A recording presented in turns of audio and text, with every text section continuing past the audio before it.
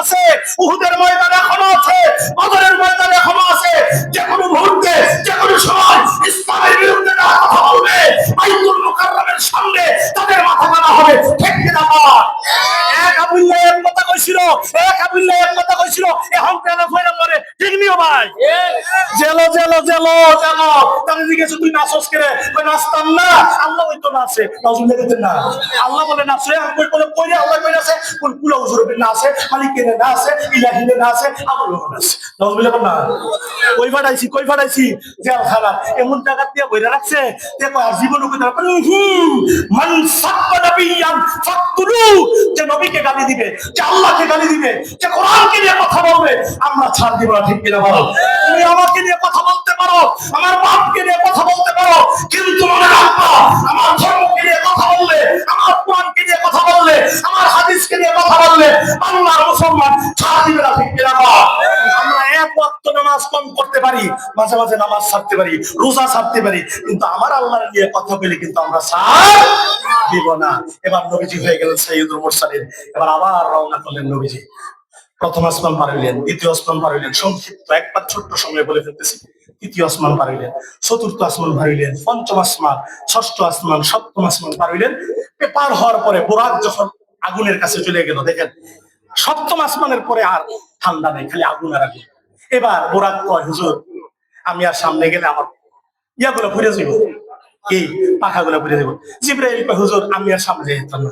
ওকে রে এরপরে আগুন আর আগুন আমার পাখা ঘুরে যাবো। তুমি খবর দিতে কই থেকে? ওই মাথার থেকে আল্লাহ কয়, এন থেকে আমি শুনি। সুবহানাল্লাহ কইতেন না? তাহলে এইটা দিয়ে বোঝা যায় জিবরাইল আল্লাহর কাছে যাইতে পারে নাই, নবী যত কাছে গেছে। সুবহানাল্লাহ না? গেছে। সপ্তম আসমান পার হওয়ার পরে নবীজি একলা একলা হাঁটে, একলা একলা হাঁটে, মনে মনে ভয়, মনে মনে ভয়। আল্লাহ ডাক দিয়ে কয়, জিবরাইল আমার বন্ধুরে চিন্তা করতে না করো। এবার আল্লাহ আবু বকরের কণ্ঠ মিলাইছে। সুবহানাল্লাহ কোন? আবু বকরের কণ্ঠ মিলাই ডাক দিয়ে কয়, ইয়া রাসূলুল্লাহ আপনি হাঁটেন, আপনার সাথে আমি আবু বকর আছি। জোরে কোন সুবহানাল্লাহ। ভাইরা আমার, বন্ধুগণ আমার, গভীর মনোযোগ। বসতে বসতে বসতে বসতে আরশা দিয়ে বসলো। পৌঁছার পরে আল্লাহর সাথে সাক্ষাৎ হয়ে গেল। আল্লাহ পাক রব্বুল আলামিন তার বন্ধুর সাথে সাক্ষাতের পরে জান্নাত দেখাইলেন, জাহান্নাম দেখাইলেন, আরশ দেখাইলেন, লাউহ দেখাইলেন, কলম দেখাইলেন, সমস্ত কিছু দেখানো শুরু করলেন। নবীজি ঘুরে ঘুরে ঘুরে ঘুরে জান্নাত দেখে, জান্নাত দেখে, জান্নাত দেখে নবী কয় ভিতরে আমি ঢুকবো। নবীজি ঢুকছে, ভিতরে ঢুকে জান্নাত দেখছে, জান্নাতের কামরা কামরা কামরা কামরা গুলা ঘুরে ঘুরে দেখছে। এরপরে জাহান্নামে ঢুকেছে, জাহান্নামে ঢোকার পরে নবীজি তাকায়া দেখে জাহান্নামের ভিতরে সবচেয়ে বেশি হইলো মহিলারা। তারা বেশি মহিলা। নবীজি যখন মেরাজ করে আসছিল তখন মহিলাদের বলতেছিল, তোমরা বেশি বেশি করে আল্লাহর রাস্তায় সদকা করো, কারণ আমি দেখেছি জাহান্নামের মধ্যে সবচেয়ে বেশি মহিলারা। কারণ কি জানেননি? সবচেয়ে বেশি নাশুকরিয়া হইলো মহিলারা। দেখেন আপনি বাজার থেকে সব আনেন, তেল আনছেন, ফেজ আনছেন, লবণ আনছেন, হলুদ আনছেন, মরিচ আনছেন, এই কাঁচামরিচ আনছেন, ধনিয়া পাতা আনছেন, কোন রকমে লবণ আনতেন মন নাই। দেখবেন এমনি কোয়া শুরু করো, তোমার কাছে এখন সব শান্তি পেয়েছি না। সব দিয়ে আল্লাহ নুন বলে শান্তি পাইছি না।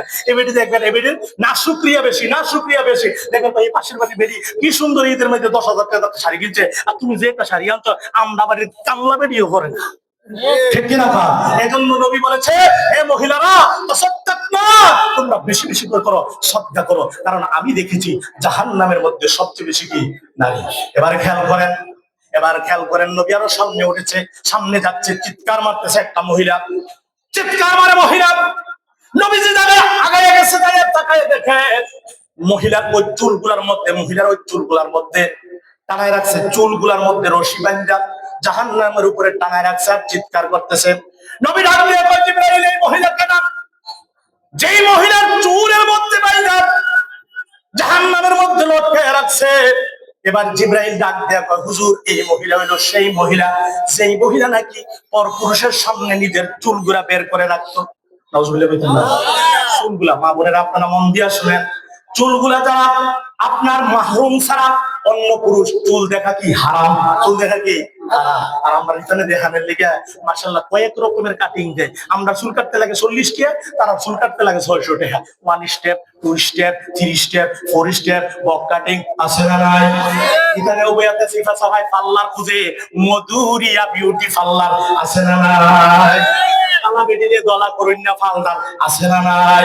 বেটি মারতে মারতে মারতে মারতে মারতে মারতে মারতে মারতে মারতে মারতে 2 ইঞ্চি মোড়া হয়, কি হয়?